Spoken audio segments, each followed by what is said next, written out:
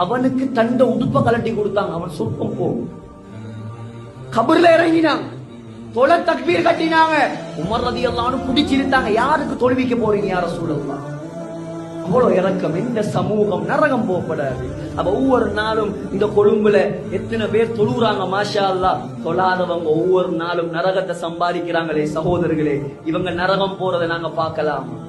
எங்கட குடும்பத்துல ஒத்தனுக்கு கொஞ்சம் ஒரு காயம் வந்தா, ஒரு நெருப்பு சுட்டா நாங்க எவ்வளவு கவலைப்படுவோம். ஒரு கேன்சர், ஒரு கிட்னி ஃபெயிலியர், ஒரு ஈரல்ல பிரச்சனை, எங்கட கண்கள் ஒவ்வொரு நாளும் அழுது. உள்ளக்கு காய்ச்சல் வந்தா அம்மா அப்பா சாப்பிடுறாங்க இல்ல, உள்ள நரகவாதியா எப்படி பார்க்க போறாங்க அந்த கியாமத்துடைய நாளை? சகோதரர்களே, இதெல்லாம் அரை மணி தியாலத்துல பேசுற விஷயம் அல்ல. சேருங்க, வாலிபர்கள்ட்ட போங்க, போதையில இருக்கிறவங்கள்ட்ட போங்க. எல்லாரும் பொறுப்புதாரி. உங்களுக்கு தெரியும் யார் யார் என்ன லெவல்ல இருக்கிறான், எல்லாருக்கும் தெரியும். காலடியில வைத்து பயமுழுத்தாட்டுங்க, இறக்கமா சொல்லுங்க, நன்மைகளை சொல்லுங்க. அப்பயாவது நீங்க தப்பலாம் அல்லாஹ்.